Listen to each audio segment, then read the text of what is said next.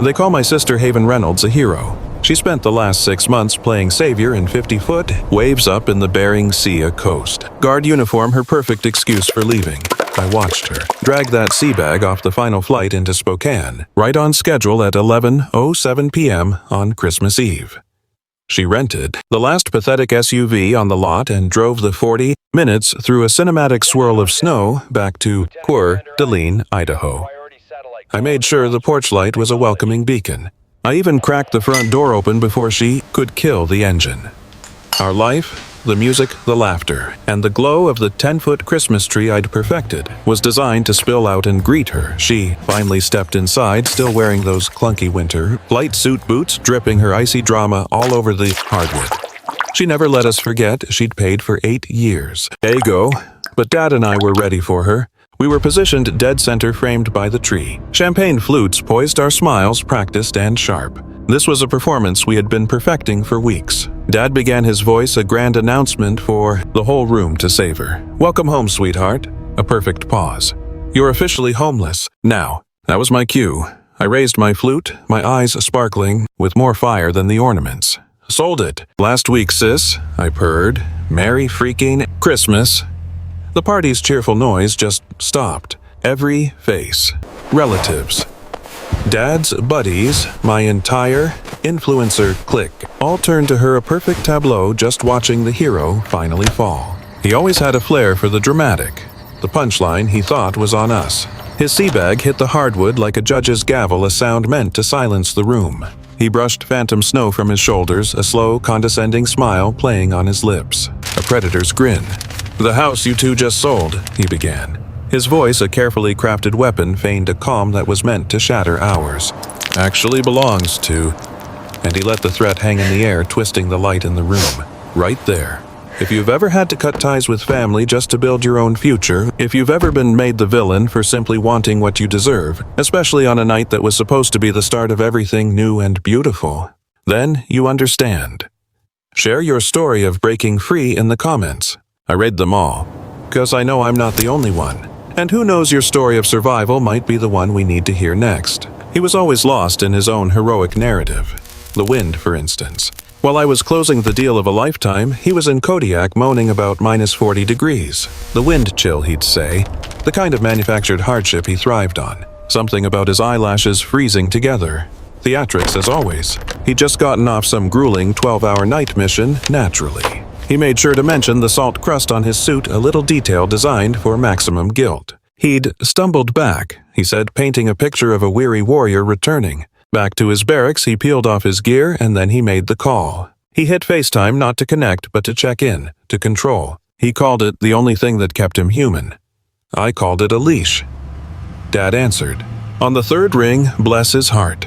He was with me where he belonged. Sitting on that living room couch my brother never failed to mention he'd paid for. A down payment on a lifetime of obligation. But behind Dad, I was the future. And I was holding my new beginning.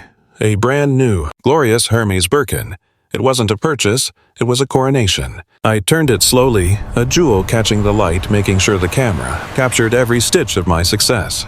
Look what arrived today. I sang, my voice pure joy, a sound I knew would cut him deeper than any winter cold. Just like a professional, a real star crafting her next broadcast. I saw her again a couple of nights on, and the vision was taking shape. She stood tall in these knee-high Moncler boots, a warrior's armor for the world she was conquering. Wrapped in a Canada Goose parka, an investment in her brand, her future. I know it cost a fortune, more than Haven's little monthly rent, but you can't put a price on a dream. I just watched from the side, a quiet patron letting my coffee go cold. I gave her that smile, the one that says, I believe in you, the same one I've always given. It's the one I used whenever she aimed for something just beyond her reach, knowing I'd be there to lift her up. She has a fire, a real ambition that Haven could never understand. She's building an empire. I tried to explain, my voice calm. I could see the judgment brewing in Haven's eyes before she even spoke. This is how it's done now, I told her. It's about projecting success to create success. Haven, you wouldn't get it. And she didn't. She couldn't. She didn't fight me on it, just went silent, that wall of hers going up. The screen went dark, and the gap between my two daughters felt like a canyon. I pictured Haven later back in that dusty hangar a world away from the one we were building. Surrounded by cold metal, her boots propped on some greasy toolbox, a queen in a kingdom of rust. Wasting time on Zillow of all things, so predictable. Watching the numbers on that little house inch up as if that was the grand prize. The one thing she owned, a roof. Not a legacy, not a future, just a thing. She probably typed in the address, a little ritual of hers, and there it was. Our plan set in motion. The first step. The photos looked fantastic, taken when the world was green and full of promise. A new coat of paint on the door, a symbol of a new beginning, pending. Backup offers welcome. A safety net. I think of everything. $42,000 over what she paid using that VA loan I helped her get. A tidy profit from 8 years of just sitting there. Capital that needed to be put to work. I imagined her face, the shock. But I had to zoom out, see the bigger picture for this family. And there was Chase Manning's picture, smiling. A good man. My old friend from the bowling league, someone I knew I could trust to handle things discreetly. Property for a decade. Dad let her calls ring out. 5 times her name flashed on the screen, a frantic, distant pulse. Then the text started. I glanced at my phone, a little bubble with her name, and set it face down. Silence was my reply. That night I walked through the house, her house. The air was still pregnant with the future we were building on her foundation. I replayed every conversation with Dad for the last 6 months. Every tear I had to fake. Every carefully crafted lie to keep her placated, to keep the money flowing. "We're fine," we'd say as I cashed another check she sent for a little extra help. This month was the last month. I'd coached him every time, taught him how to pivot, how to evade. Especially when she'd ask what I was really doing for work. My work was this masterpiece of a plan. I knew she'd be scrambling on her end, pulling at threads. I could picture her in some drab barracks scrolling desperately through her contacts, looking for one of her do-gooder friends, probably that insufferable Princess Lewis from high school. The one who traded a swimsuit for a stuffy JAG uniform. How predictable. They hadn't spoken in 2 years, but my sister never deletes a useful number. While she was begging for help, I was fielding calls from the realtor.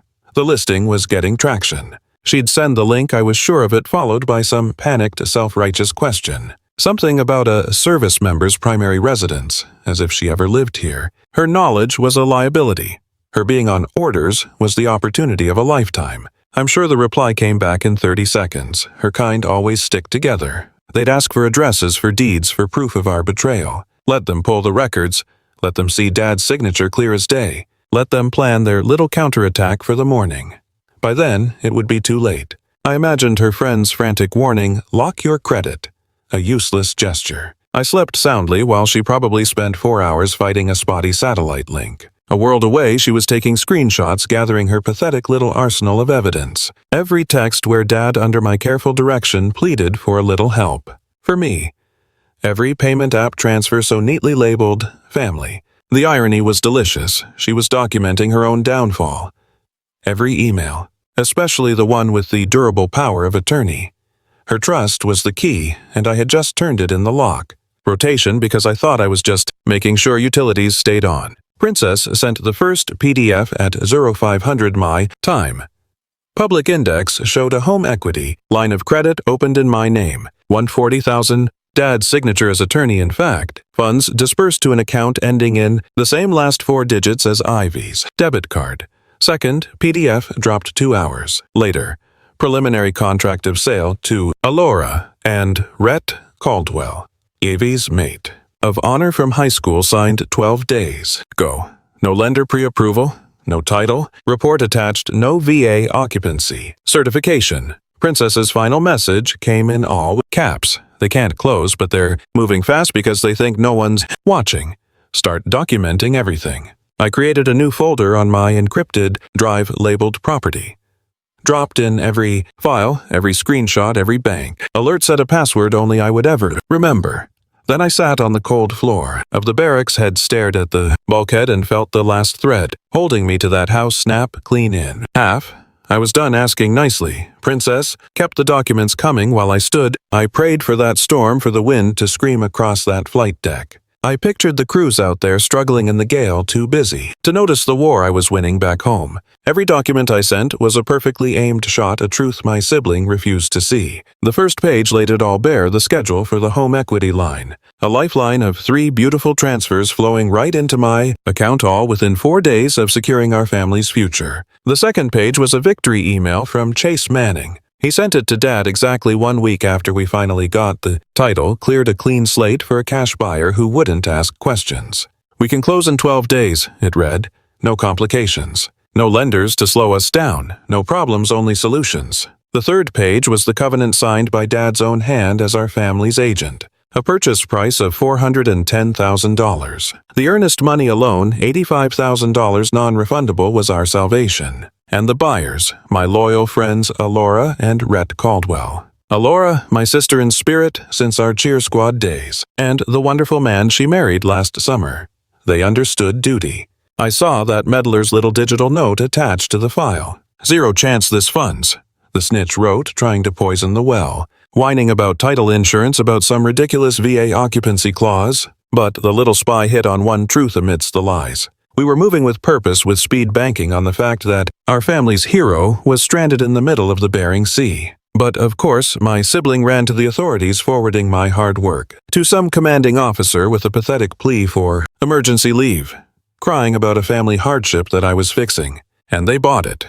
Approved in 6 hours. The world always bends for the one in uniform. I could just picture it frantically buying the last seats connecting Kodiak to the world below a red-eye to Anchorage and a 4-hour wait. The clock was ticking. He started his crusade at the USO, boarding an Alaska Airlines flight to Seattle. Then, predictably, he caught the last desperate flight of the day, aimed straight for Spokane. I was tracking him, of course, 21 hours from his world. Back to mine. He'd claim he only slept for 90 minutes total, a martyr's journey. He probably spent the time rereading the contract on his tablet, letting every word of our ending brand itself onto his brain. His plane touched down in Spokane at 10:07 p.m. local time. Christmas Eve. The universe has a dark sense of humor. The rental counter had a single vehicle left for him, a Sato. Silver Tacoma with studded tires, a brute of a machine for a brute of a man. I can picture him throwing his sea bag in the back, all that baggage from a life I escaped, then punching Coeur d'Alene into the GPS like a missile, locking onto its target. The snow began to fall halfway across the 4th of July pass. It came down thick and sideways as if the sky itself were trying to keep him out. The signs flashed red, demanding chains, but rules were always just suggestions to him. The plows were already falling behind. He would have kept it at 45 knuckles bleached white on the wheel, the heater, blasting sterile air. Every passing mile marker another tick of a clock I didn't want to hear. He was getting closer. The lake would have appeared on his right, a black mirror reflecting the fragile Christmas lights from the houses I had made into a home. He'd take the Northwest Boulevard exit, the old familiar turn, then onto my street, our street. I imagine his stomach twisted itself into a knot tighter than it ever did on some pointless night mission. Good. Every other driveway on the block was a shrine of glowing reindeer and inflatable Santas. A street feigning peace. And then there was my house. My house. It blazed like a showroom, a stage set for a life that no longer included him. Every light was on. Wreaths on both garage doors, a declaration of order. And the 12-foot tree perfectly framed in the window, a beacon of defiance he couldn't possibly miss. Through the front window, their shadow play unfolded, flickering behind blinds they thought offered privacy. I killed the engine 2 doors down, letting the darkness swallow me whole. The silence was a weapon.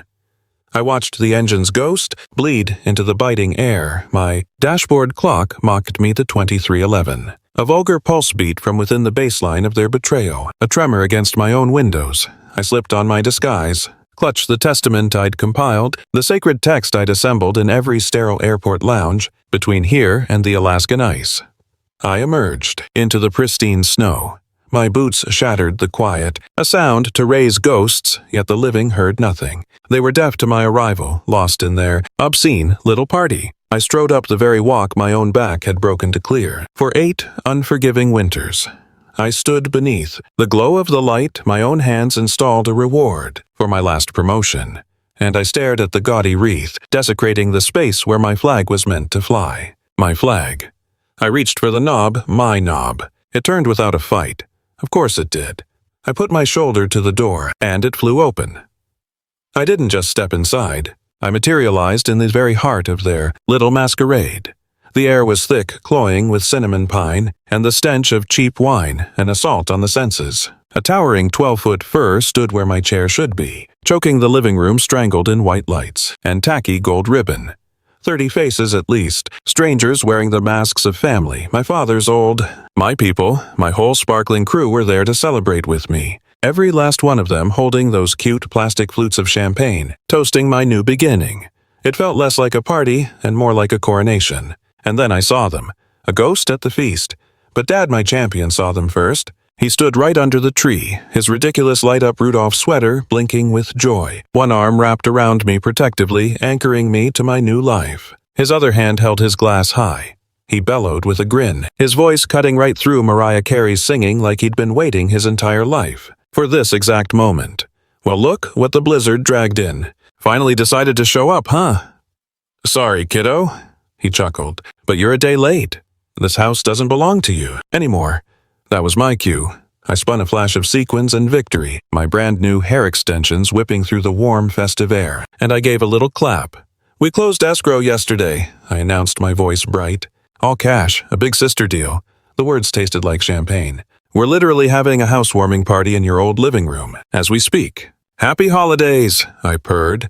The room exploded with laughter from my friends, like it was the most brilliant punchline they'd heard all year. And there they stood, frozen in the doorway, a miserable little tableau. Snow was melting off that dreadful coat, dripping onto the floors. My floors. The beautiful hardwood I was already planning to have stained a darker, richer color.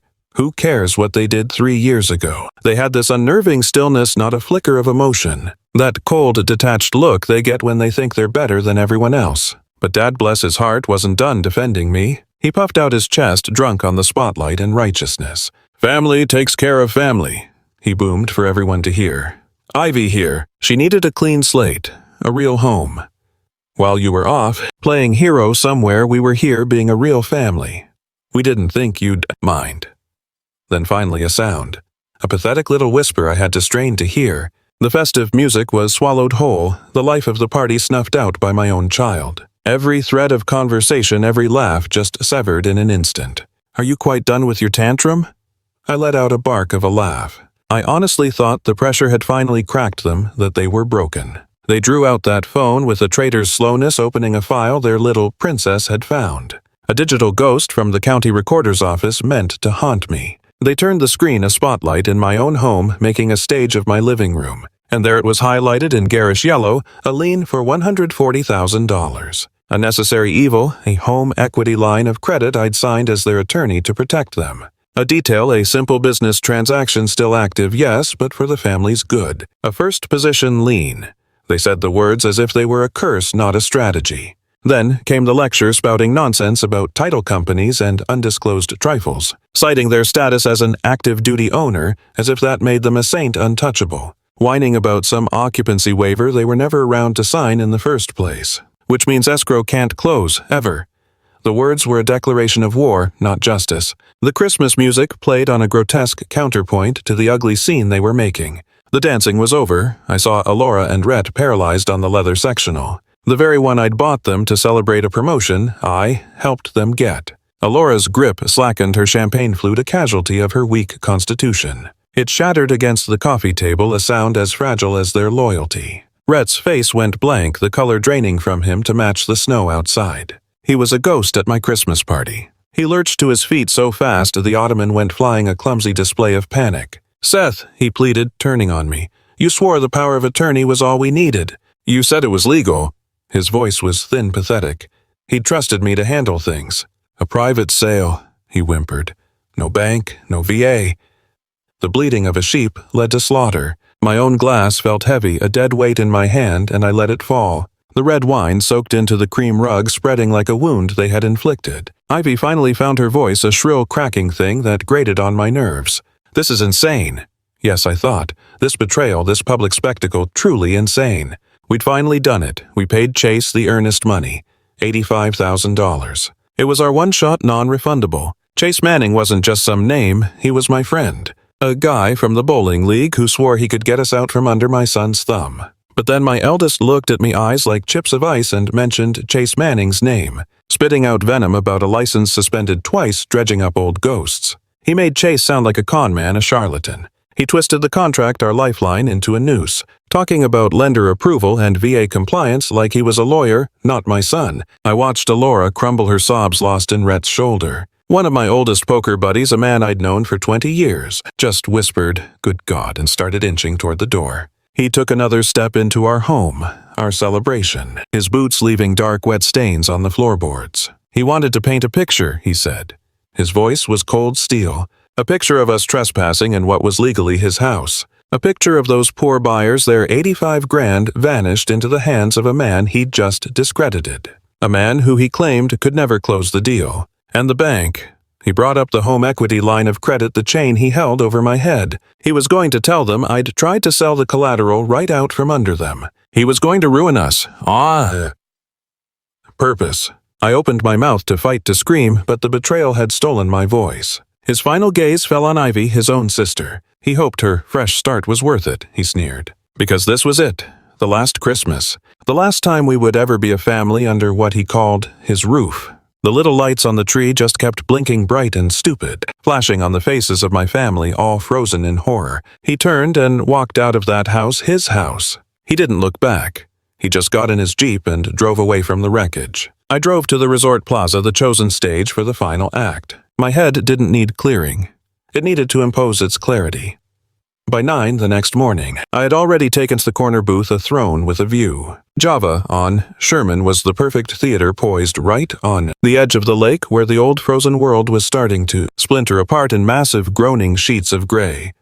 Progress. My 3 binders sat on the table, a testament to the new order. Every page tabbed, highlighted, and flagged with the precision of a surgeon. Not evidence, but the unassailable logic of our salvation. Alora and Rhett drifted in looking like worn-out relics, who hadn't truly rested since their last childish Christmas Eve. Alora's eyes were swollen with sentimentality. Rhett's jaw was a knot of pointless defiance locked for 48 hours. They slid into the booth opposite me. 2 children about to be told, the truth staring at the weight of it in paper and ink. I pushed the first volume toward them. This is every page of our reality. I told them every deed the county recorder ever filed, every decisive wire transfer, every prudent text between our father and Chase Manning about keeping this evolution off the sentimental books, every necessary omission. Rhett opened it, his hands betraying him with a tremor. Alora leaned across the table, her eyes darting upside down, and then, predictably, she began to dissolve the second she saw it. The beautiful, irrevocable confirmation of the earnest money wire. $85,000. Non-refundable.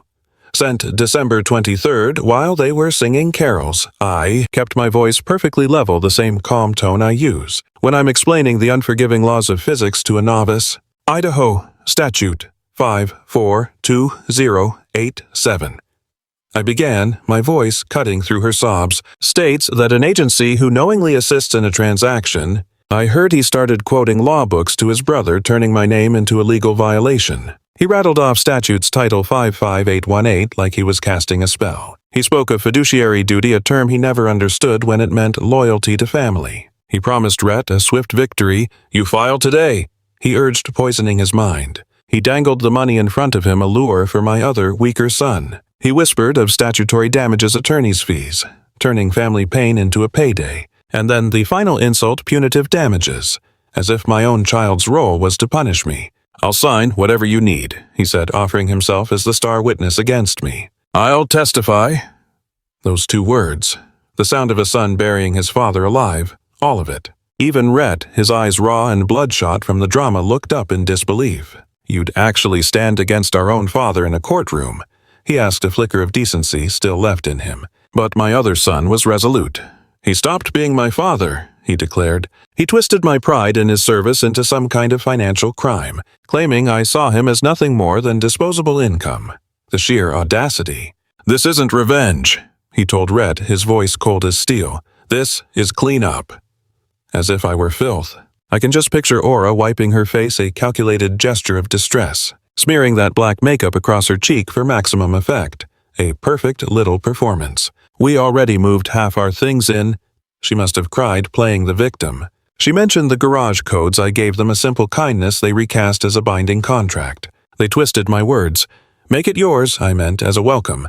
They took it as a deed. And my brilliant son, the architect of this ruin, added another charge, fraudulent inducement. He instructed them to gather evidence. Every photo, every text message I ever sent in love. Every receipt for every box they moved. It was all ammunition now. All to be filed in a public complaint for the whole world to see our family's shame. Then, Red a Puppet on a string took out his phone and dialed their lawyer on speaker. Right there in that cheap coffee shop, they sealed my fate between two stained mugs. For the next 90 minutes, my son meticulously laid out the case for my destruction, walking that hired gun through our life page by twisted page. When they finally rose from that table, the conspiracy was complete. The lawyer was already drafting the papers that would declare war on his own client's father. My petition was filed against the whole crumbling dynasty: Seth Reynolds, his darling Ivy, Reynolds, and their little partner Chase Manning. The charge was beautifully simple fraud. We added breach of fiduciary duty for good measure, a surgical strike along with the violation of the Idaho Real Estate Code. The first domino had fallen. I was admiring the architecture of it all. In my office, when the phone's screen glowed with purpose. It was my lawyer. He was calling with a real-time update on the fallout. It seemed Mika's father had parked his rusting monument to failure in some poor woman's driveway. He'd been marinating in his own misery for an hour, my man on the ground said.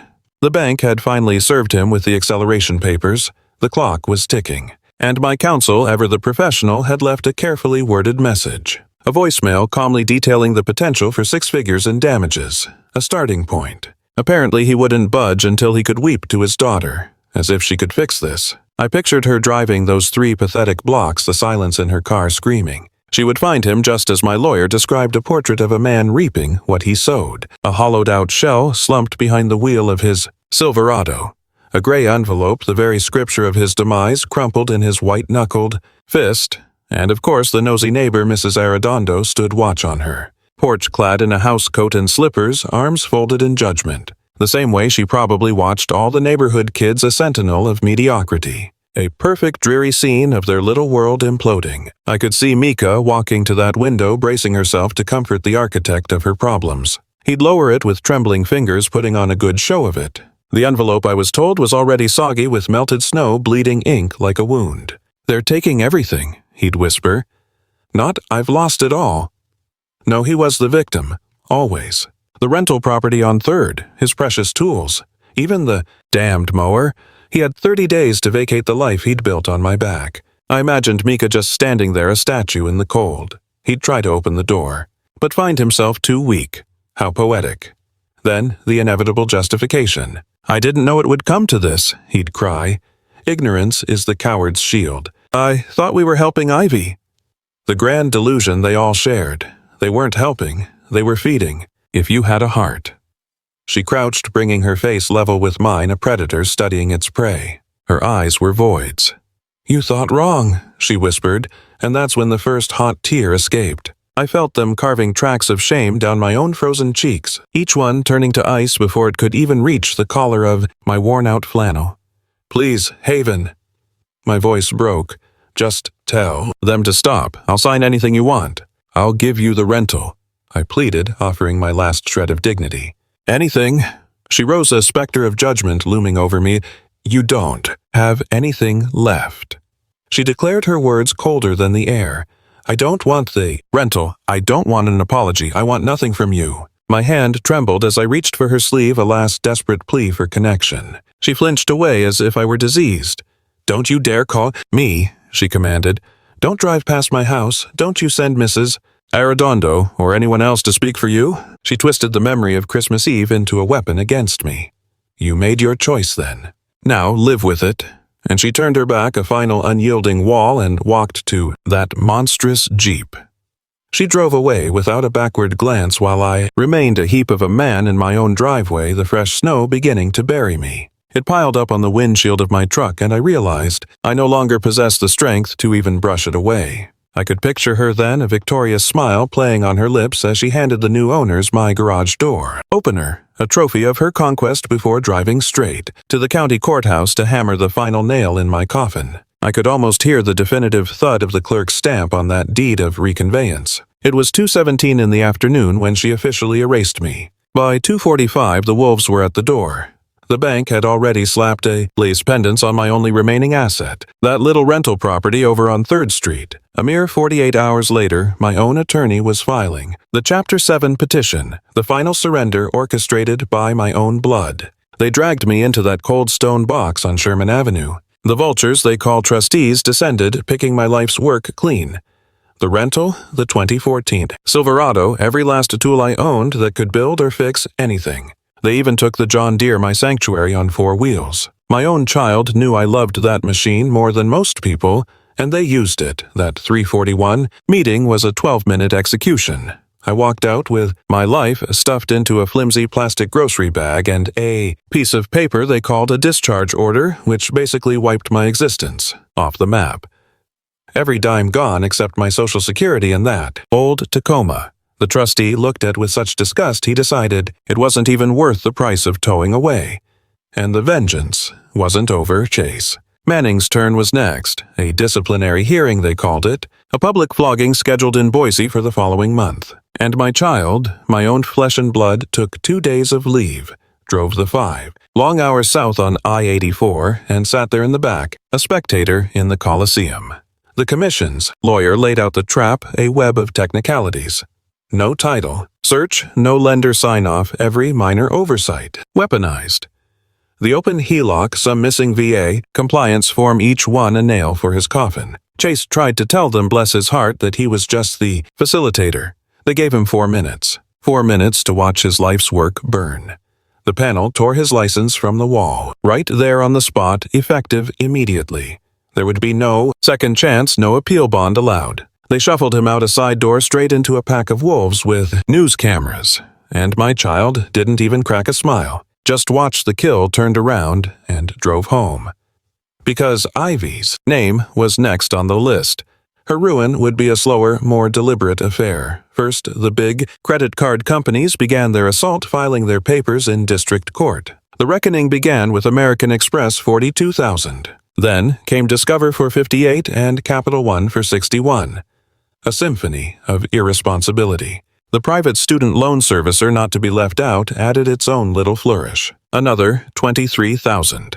Each judgment a work of art with a 23% interest rate and my attorney's fees tacked on for good measure. Her pathetic little brand deals her entire online charade vanished the instant the first wage garnishment order was served. Some civic-minded person, I'm sure, screenshotted the public court docket and generously shared it on one of those influencer-hating forums. Within a week, her imaginary kingdom of followers had been cut in half.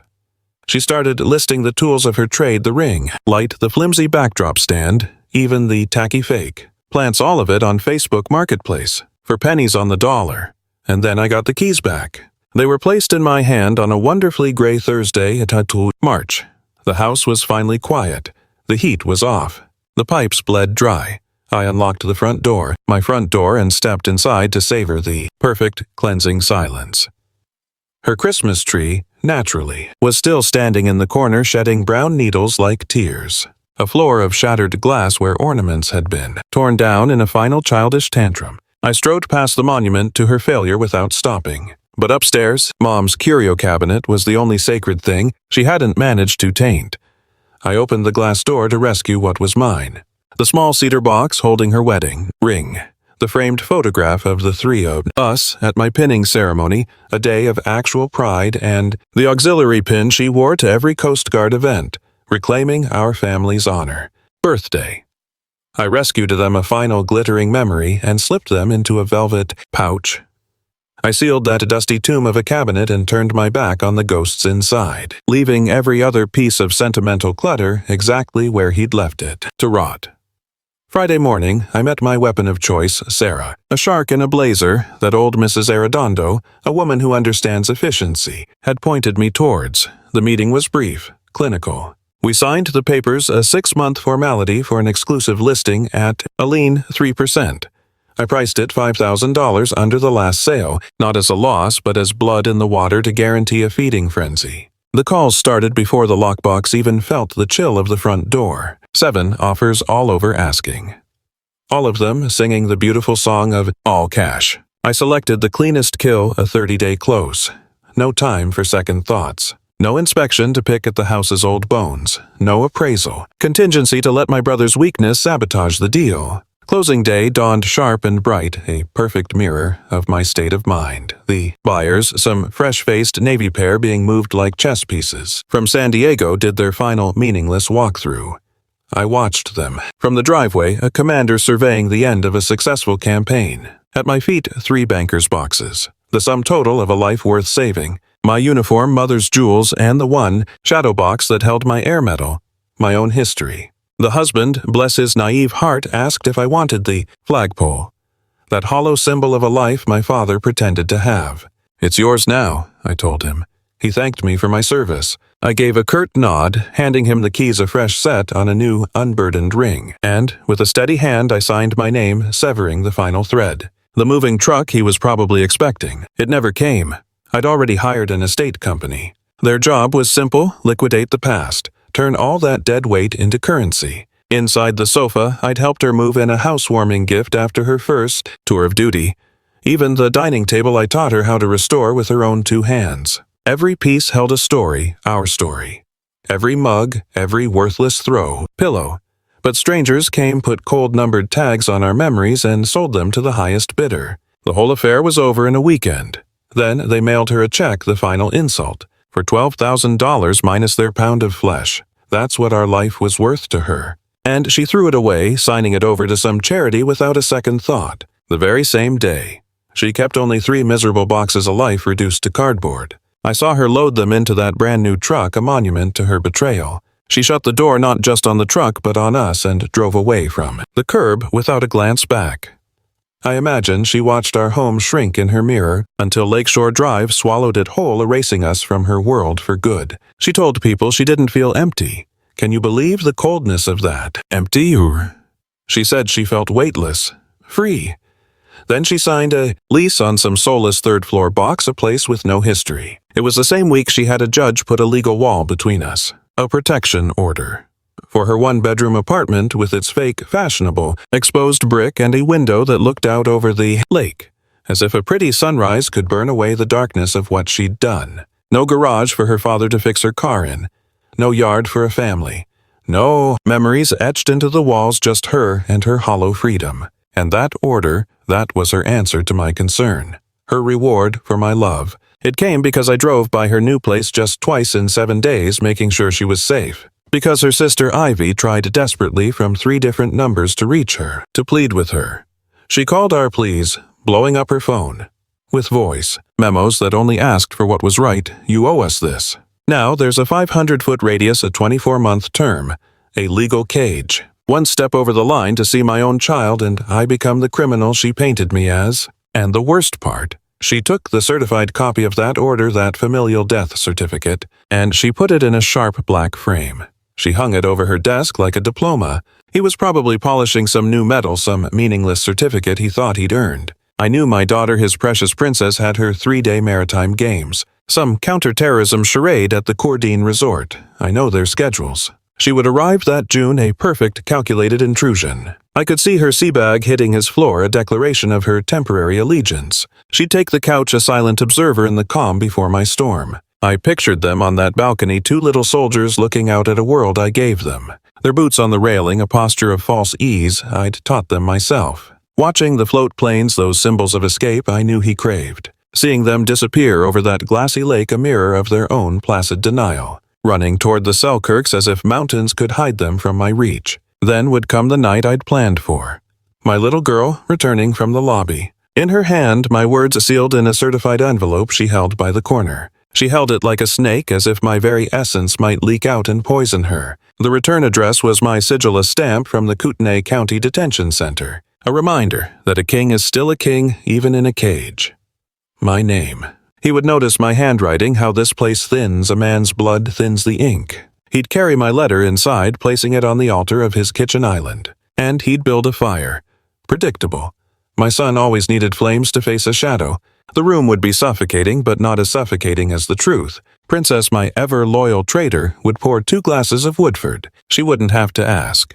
She knows he can't face me without a crutch. She would slide the glass to him, then stand guard by the cold silence of the fridge. And he would open it with a knife. Of course, always the warrior. Using the same blade meant for cutting cables to open a wound I'd carefully stitched. 5 pages. I remember counting them. 5 chances to pull him back into my orbit. I pressed so hard with the pencil the blue lines bled the cheap paper straining. I wanted him to feel the force of my will through the graphite, the desperation. The first line was the bait, a carefully crafted apology. I know you don't want anything from me ever again. Then the hook, and I don't blame you, I'm facing 18. A few short months for fraud, a pittance really. Of course they took everything. The house, his precious tools, even that dusty old china cabinet he worshipped. And then came the letter, his last pathetic attempt to pull her back in. I never thought it would end like this, he scribbled, as if any other end was possible for him. He actually tried to sell the fantasy that he was the hero, keeping the family together, after the mother was gone. She didn't need to read much. I saw the resolve harden in her eyes after just 10 lines. She folded the pages with a cold precision, a single crease, and walked to the hearth. She let the letter fall into the fire. A perfect little sacrifice. The edges began to blacken. They caught the flame, instantly curling like a dying thing turning from lies to truth, and then just fragile ash drifting up the chimney to be scattered by the night. He disappeared into the darkness. That's when I knew it was time. I raised my glass. Her glass clicked against mine. A sound more binding than any vow. We drank to the silence, watching the last embers of her old life settle into dust. The next morning, the purge began. We walked into the Verizon store on Sherman Avenue. I stood beside her at the counter, a silent partner in her liberation. I watched the representative terminate her old life right there on the screen. That Idaho number, a ghost in the machine, was exercised on the spot. A new plan was in order. A new carrier, a 757 area code. My territory. Virginia Beach. So far away, no echo from her past could ever find her there. No one would ever guess the truth. Then came the digital cleansing. Every shared album a monument to a life she never wanted. Every hollow family group chat. Every picture that insipid Sister Ivy had ever tagged her in. All of it gone. A digital history stretching back to high school graduation wiped clean in minutes. She blocked every number we could remember, building a firewall around her future. Even the extension from the jail, the one her father had used to whisper his poison. And with him silenced, it was time to formalize her new allegiance. She updated her emergency contact in the DEERS system. My name went into the box. Princess Lewis, Captain United States Coast Guard JAG Corps, her anchor. She even changed the beneficiary on her SGLI while she was at it. And when that final confirmation appeared on the screen, the transfer was complete. She was mine. I imagined the cold flash of their screen, the final sterile confirmation of my erasure. A fortress of silence where the only sound was their own self-satisfaction. Of course there was nothing. No guilt, no regret for the chasm they'd created. The tether they saw as a burden, I saw as blood, as family. They severed it without a thought, painting us as monsters who only wanted a piece of them. How convenient. I bet they listened to the lonely slap of lake water against the pilings 3 stories below and called. Peace. The quiet hum of a life built on scorched earth, on the ashes of us. A kingdom of one answering to no one. For the first time, they said, as if I don't remember them at 17 watching Mom's casket, that flag-draped box disappear into the ground with those same cold, resolute eyes. Even then, they were planning this escape, deciding no one was waiting for them, leaving the rest of us to fix what was broken, what we all broke together. But they weren't coming back. I could just see them dragging that pitiful 4-foot Fraser fear up 3 flights of stairs I martyrs climb, a trail of dead needles marking the path to their glorious isolation. I heard they carried that sad little tree up themselves, on the 23rd no less, a scraggly defiant thing. Some so-called noble fir they hacked out of a national forest, with a $30 permit and a cheap handsaw like some pioneer of pettiness. It barely cleared their shoulder, a symbol of their shrunken world. I bet it smelled of sap and the same cold air that had settled in their heart. I can picture them wrestling it into a stand alone by a sliding glass door. And the final insult, one single strand of plain stirale. Lights. No vibrant bulbs, no shimmering ribbon, none of the warmth we once shared. No angels? Of course not. You have to believe in something for that. Just light. And then their disciples arrived. Princess touched down in Spokane. That very afternoon, renting a Jeep to complete the picture of rugged individualism. Showing up with a duffel bag and 2 bottles of anesthetic. Woodford Reserve. To toast the coup, I imagine, with Ramirez and Cho the loyal court. Of course, Doc had to make his grand entrance the next morning, having driven like a madman straight from Fairchild. They were still parading around in their flight suits naturally, as if fresh off watch at 0400 made them heroes. 5 souls crammed together sharing a single couch and 2 pathetic air mattresses, with a kitchen that was nothing more than a glorified closet. How quaint. They cooked with that frantic energy pretending they were still on a cutter. Ramirez, ever the showman, was on the balcony with the grill. In a -8 wind chill, a pointless display of toughness, searing steaks so obscenely thick they were an insult to any Texan. Joe commandeered the stove, mixing leftover rice with that sour kimchi and canned meat, creating a stench he called home. For the rest of them, it was just the smell of denial. And Doc, he poisoned the cocoa with enough peppermint schnapps that they had to force the door open to keep from suffocating in their own manufactured warmth. They ate, huddled together, balancing plates on the counter while their boots dripped filth onto the tile. They traded their tired war stories, the myths about swimmers they'd plucked from 50-ton seas, conveniently editing out the ones they almost didn't. Not a single one of them dared to speak of last year. They didn't have the courage. Then, when the plates were empty and the fire crackled with false cheer, he made his move. He produced a small flat piece of titanium, from his pocket a shard he'd pilfered from the tail rotor. Of that Jayhawk, the one that nearly got them all sent to the bottom after a lightning strike, off Cape Disappointment.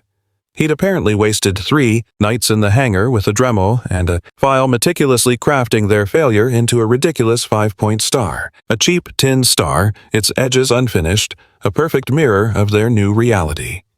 I can see her now, climbing onto some tacky coffee table, straining to place their pathetic little symbol of hope, jamming it crooked on the highest branch. Of course. Then the cold, white lights would flicker against the cheap metal, throwing broken little gleams. Not a warm glow, but sharp shards of light across the peeling walls, like a thin sheet of ice over dark, stagnant water. And then Princess would raise her mug, the reluctant queen of this broken kingdom.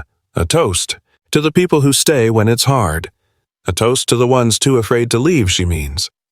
I can hear the glasses, barely touching, a hollow sound. No one would cheer. They would just swallow their bitter medicine. And later, when the charade was over, and they were all just a heap of bodies snoring under borrowed blankets, the fire, nothing but graying embers, I know she would stand at that window, her hands wrapped white-knuckled around another mug. The snow would fall a clean, silent lie, trying to bury the filth of their survival, erasing the tracks on the boardwalk below, and the lake a vast black emptiness staring back at her. A perfect mirror reflecting the cold street lamps and the even colder void on the opposite shore. Nothing but skeletal trees, and the distant mocking lights from the porches of real families. In that moment, she'd think of me. I know she would. She'd think of the house on Lakeshore Drive, the one I built for them. The one with the grand bay windows that looked out on a world we were supposed to own. She'd remember that flagpole, a monument to a nation I no longer recognized. A flag I was right to lower. She'd picture the 10-foot tree that once stood there, a true giant, right where her sad little couch now sags in defeat. A tree drowning in ornaments bought with the money I bled for the money I sent home. She'd remember the chorus of voices that used to echo in those rooms, and in the suffocating silence of her new life, she'd finally admit that the quiet I gave her was a mercy, a peace none of them ever could provide. She finally learned the lesson I taught her. Blood is no guarantee, it's just an excuse. Doesn't ensure allegiance. It certainly doesn't ensure devotion. It's merely a contract written in blood. Everything else is an acquisition. And for the first time, I looked upon my assets, every soul scattered on my floor, and knew they were truly mine. They had chosen me, and the cost of that choice was their proof of purchase. Their hours, their fortunes, their comfortable lives, all surrendered. They drove through winter's teeth to gather on my squalid balcony and consume a burnt offering. Because I commanded it. That is the only family that matters. A single point of light glinted off the metal one last time as the fire collapsed, leaving only darkness and ash.